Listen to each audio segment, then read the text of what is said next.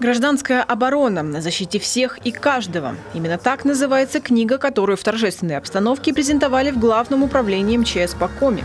Она написана сотрудниками, теми, кто когда-то решил посвятить свою жизнь спасению людей, и теми, кто всегда рядом, если беда. Рукопись содержит уникальные исторические справки и воспоминания, архивные фотографии и рассказывает о том, как все начиналось в стране и в нашей республике. А еще о том, какие задачи стоят перед гражданской обороной сегодня. Эта книга, скажем так, для сотрудников, для людей, кто занимается гражданской обороной, ну, в первую очередь, может быть, потому что, зная азы, для подрастающего поколения, чтобы они знали, что есть такая система, она действует. Ну и в этой книге есть очерки о ветеранах. Я думаю, им самим приятно будет увидеть свои фотографии, свои биографии в этой книге. История гражданской обороны, как в стране, так и в республике, имеет свою большую, насыщенную событиями историю. И если с течением времени военная угроза отошла на второй план, то сегодня на первый выдвинулись иные факторы опасности.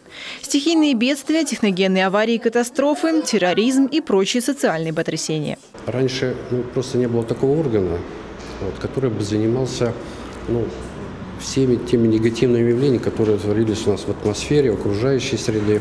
И потом она когда создалась, то есть стал орган, который отвечал непосредственно за оказание помощи населению, за подготовку населения к военным действиям, ну и по техногенным, чрезвычайным ситуациям, в которых кому-то надо было реагировать. Почетными гражданами торжественной церемонии стали ветераны гражданской обороны.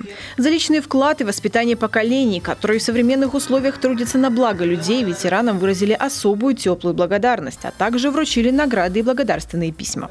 Отметили и наиболее отличившихся сотрудников пожарных и спасательных подразделений Коми. Все гости сошлись в одном. Важно, чтобы спасатели республики демонстрировали свой профессионализм только на учениях и тренировках. Ксения Лосева, Олег Юшков, телеканал Юрган, Сыктывкар.